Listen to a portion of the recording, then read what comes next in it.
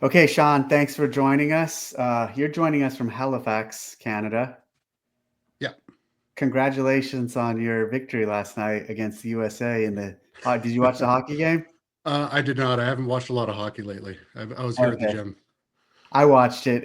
There's a lot of enthusiasm and momentum building from the game from this weekend when the U.S. played Canada and won. So out here Yeah. in the U.S., there's a lot of chatter about it. So I Mhm. watched it. I was hoping to text some of my Canadian friends American flag after we won, but that is not how it played out. Yeah. From what I uh, heard, it was a really good game. So I'm glad Canada won, though. No offense to you guys. I'm not a hockey guy. I don't watch hockey that often or ever really, but it was exciting. I could see why people like it. Fast paced, it's exciting when they try to score goals, and it's impressive what they're doing on skates. I can't skate, so that blows me away how well they move. Uh, Yeah, Chaos same here. Chaos CrossFit. That's how you say it, right? It is. Yeah. Okay, tell me about your gym and how you started, and give me a little history. Well, I first learned about CrossFit 4 years ago, 2022.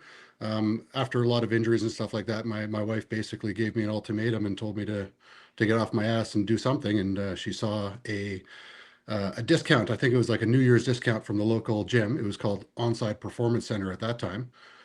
So we went in and we joined, and within a week, I basically drank all the Kool-Aid, and that was it. I fell in love right away, and I knew this is what I was going to do from that point onwards. When I retired from the military, we ended up doing that. So I ended up buying, or sorry, we ended up buying Onside Performance Center 7 months ago. We rebranded to Chaos CrossFit, and that's what we've been doing ever since. You retired from the military. What'd you do? I was an NCOP, a radar operator. Okay, I did that for 22 years out here on the East Coast in Halifax. in which branch? Navy. Okay. Yeah. What was some of the lessons you learned from your military time that you take over to running your gym? Oh, I don't want to say it's OCD, but everything has to be in its place, right? Uh, Yeah, so I so can relate. everything has to be in a particular way, and perseverance. So whatever I'm working at, it doesn't matter what it is. I'm trying my best to finish and complete that task. 4 years ago, you found CrossFit, and then in that short time of finding CrossFit and working out at CrossFit, here you are, and now you run a CrossFit gym. So, like in 3 years of finding it, you were running a CrossFit gym. That's not Yep. that most people. I think most people's stories are a little longer than that. Absolutely. And I've heard that a couple times for sure. When I find something that I enjoy doing or something that I have a passion for, I go 100% in. And that's what I did with CrossFit for sure. So I took my level one about a year into doing CrossFit. I did it in Moncton, New Brunswick with Pete Shaw and Jason Yeah. McDonald were my instructors. Yep. Came back and then I started coaching with CrossFit Renfrew, which you did an interview with, Megan Yep. Apostolaris. Yep. I coached up there for a little bit for her. And then I purchased this gym and moved over here. That's that's cool. How many coaches do you have at your gym? We have 10 altogether. Okay. Yeah, it's a Okay. fairly big gym. So it was pretty big when you got it, when you took It it over. was. We were sitting around 130 members when we purchased it, and now we're Yep. closing in on 200 members now. Wow. Congrats. Thank you. Appreciate it.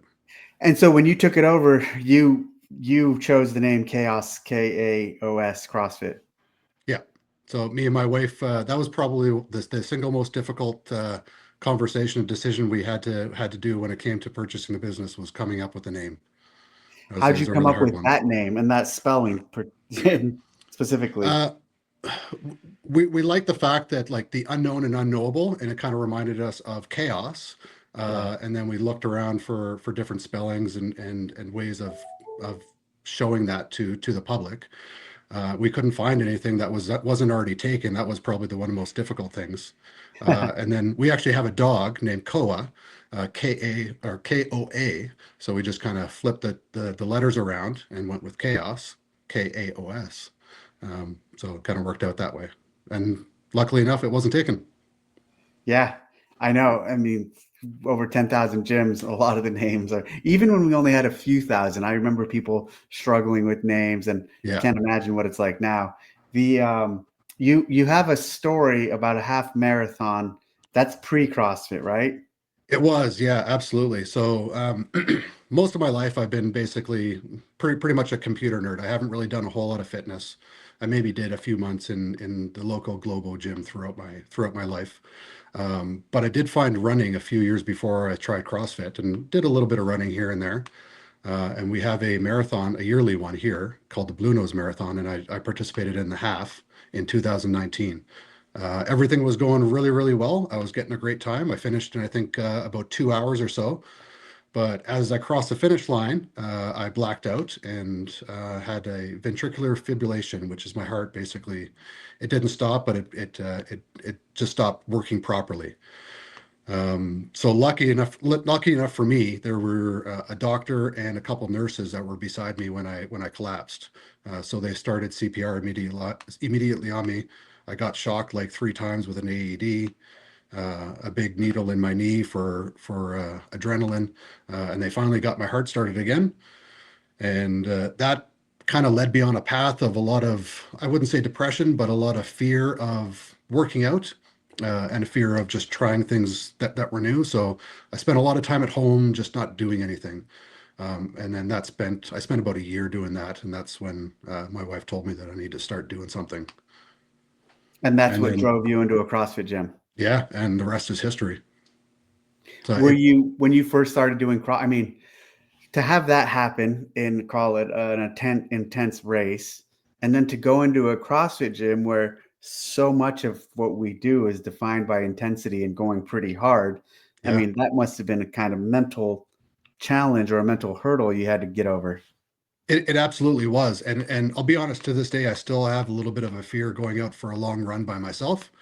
But CrossFit's basically show me that I can do pretty much anything I put my mind to a high intensity. So it's taken that fear away for most of the occasions. Wow. Do you how much what other courses, so have you been to your level two? I have. I just finished my level 2 last year. Okay. And what else have you done to become a trainer in such a short time frame? Like, what have you done to just educate yourself, or to prepare yourself to run the gym and to be a knowledgeable trainer? Because I mean, I'm saying your timeline from finding CrossFit to opening up or to running the gym is short. I know there's other examples of people doing that, but I'm just wondering how you prepared for it. Like I said, I go 100% in. I've taken as many Yep. courses as I possibly could. I've done my level 1 and my level 2. Yep. I took the Bird Box gymnastics course in New Yep. Brunswick as well. Catalyst level 1, and I'm Yep. working on my Catalyst level 2 for weightlifting right now. But I would say the biggest thing for me is honestly YouTube videos. So watching Yeah. some of the CrossFit level 4 YouTube videos of how level 4 conducts a class, Yep. watching other coaches and picking up small things that they did really well, or something that I found that they can improve upon, and putting that into my own training is probably the biggest thing that I could do. What other coaches or who do you look to in the community for, like, inspiration, education? A lot of the coaches here at my gym have been coaching for a very long time. One Yeah. guy in particular, John St. Edman, he's a level 2. He's been doing this for an absolutely long time. He's a fantastic course, weightlifter as well. So Yeah. he teaches our Sunday weightlifting classes. So I look to him for a lot of guidance when it comes to things that I don't know, things that I'm questioning, and he's been fantastic for that sort of stuff. People in leadership positions sometimes have trouble connecting with or leaning on the people underneath them who work for them Yeah. for guidance or mentorship or even learning from. But you seem to have a good grasp with that. I think that's one thing that I've pulled away from the military as well is Yep. ego is not part of the equation whatsoever when it comes to learning and leading. Yep. So I was a chief petty officer in the Navy, and I would lean on my petty officers and even some of my seamen to show me certain things that I didn't necessarily know. Yeah. Yeah, absolutely. And it's kind of like similarly related. There's, the concept of surrounding yourself with people better than you. So they help elevate you and you can learn from them no matter where you are on the totem pole of leadership. Absolutely. Yeah. And you said you have about 10 coaches? Yes. Okay. All of them were working there before you bought the gym, or some of them? Most of them. So I've hired three since we've come on and purchased the gym. The rest of Okay. them were working here beforehand, and they stayed on. How many classes do you coach? Do you coach any, or do you leave it all to your team? Currently, I coach 2 to 3 a day Oh for wow. Okay. probably 3 to 4 days a week. Before Yep. that, when I first purchased the gym, I was coaching 5 to 6 a day for 5 days a week until we What do you found a think is few one of more the most coaches. important? Let's dive into a single class. And what do you think one of the most important pieces for a coach to focus on or to pay attention to in a given class? I would say the engagement of your athletes. Yeah. So the whiteboard brief is super quick. It's like 2 or 3 minutes. Just make sure they understand the movements and get going. I found a lot of pausing between sections of the workouts or putting weights away in the middle when we're going into another thing disengages a lot of people. You want to keep them engaged onto you and onto the actual hour of working. So Yep. that's one of the biggest things that I found. What programming do you follow? We follow hard work pays off. Okay. Oh, because Michelle's involved with them.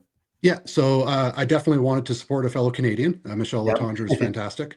Yep. One of the biggest reasons, though, was I follow HWPO's weightlifting program for a personal thing for me, Mhm. and I found their programming really, really good. So I jumped on the affiliate when I heard that Michelle came on board with them. I would say it's very similar to CAP when it comes to the proper ways of warming up, specific, general, and not always having a strength piece or a skill piece in every single session. Yeah. Sometimes all you need is a little Metcon, and that's it. Yeah. I'm also a big fan of CAP as well, but I thought that HWPO deserved to have a following here. Oh, that's cool. Yeah, Michelle's great. The you said something that I wanted to, oh yeah, weightlifting. So do you focus personally on weightlifting, Just a little competing and bit. So it's a passion of mine. I really yeah. enjoy weightlifting. I compete locally, just in the province here, but that's just kind of my side thing outside of doing CrossFit itself. Does that would you say that bleeds into your community at all? Because you mentioned a coach earlier who's really good at weightlifting. Yeah. You yourself compete a little. Do you think your gym? I see some gyms that like really skew that direction and others that don't. Do you kind of Um, Yeah, it's skewed a little bit in the weightlifting direction. I think yeah, we've gone from having no platforms and no weightlifting equipment at all when I purchased the gym to having, I would say, half my open gym side being dedicated completely to weightlifting. And we have about 20 members of our registered weightlifting club now. did you say you have open gym? We do, yeah. Tell me about that because I hear mixed feelings on that. Some affiliates love it, others don't do it at all. What do you tell me how you do it and what you think about it? I personally love it, but it is work. So Yeah. you have to make sure that you have the right people doing the open gym. If you have one or two people in there that I don't want to say or that are toxic or somebody that's just not respecting the space, that's when trouble arises. So you just got to make sure you stay on top of it. That's all. Do you call it vet people? Like That meaning if someone just walks in out of the blue and says, "Hey, I want," or not someone walks in out of the blue. Yeah, well, let's say a new client comes and they say, "I'm not interested in group classes or classes, but I'm interested in open gym." Is there anything you do to assess them? Typically, no, if they have experience. Yeah. If they have no experience whatsoever, I would definitely push them towards group classes and do a foundation beforehand. Yep. If it was a brand new person coming here from Good Life and wanted to do open gym, I probably wouldn't allow that. But Yep. I've not had that experience yet. What's good life? Good Life is our global gym here in Canada. Okay. So Got just it. your general bodybuilding type of gym. On ramp. Do you guys do an on ramp program? Yeah, we do a small foundations program. It's 2 private sessions with myself or my wife. And then we just go through the basic movements, make sure everyone can move properly, no major injuries that are preventing them from doing anything. And then we go and put them into class, sometimes with an extra coach just in case, depending on the requirements.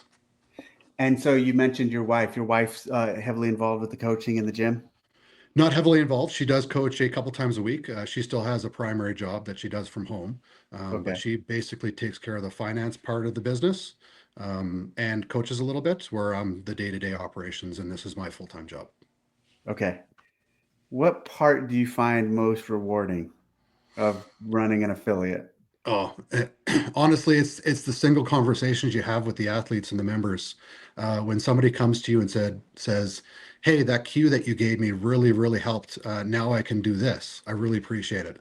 that is worth its weight in gold. It's amazing feeling to when somebody comes up and says something like that to you. Yeah, that's seeing your coaching and your cueing, like you're suggesting, making an impact, helping someone overcome an obstacle. Yep. If you're service minded, that definitely is rewarding when you hear that it's successful. Absolutely. I'll give you a great example. There was a lady here, just joined recently. I think she's been here for about 3 months now. She came to me a couple weeks ago and said that she's able to walk up her stairs without getting out of breath.